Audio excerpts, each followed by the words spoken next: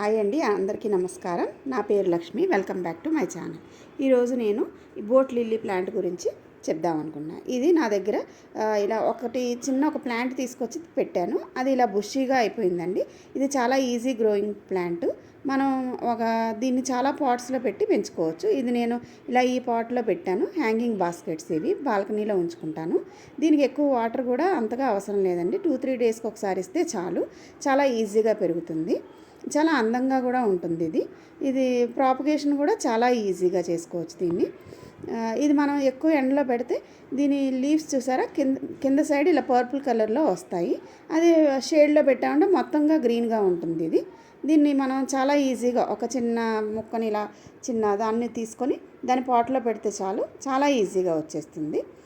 దీనికి well drain soil ఉండాలి. అంతేకాకుండా దీనికి కొంచెం వింటర్స్ వచ్చినప్పుడు ఒక బోట్ షేప్ లాగా వచ్చి అందులో లిల్లీ ఫ్లవర్స్ వస్తాయి. అందుకే దీన్ని బోట్ లిల్లీ ప్లాంట్ అని కూడా అంటారు. ఇదండి ఈరోజు నా వీడియో.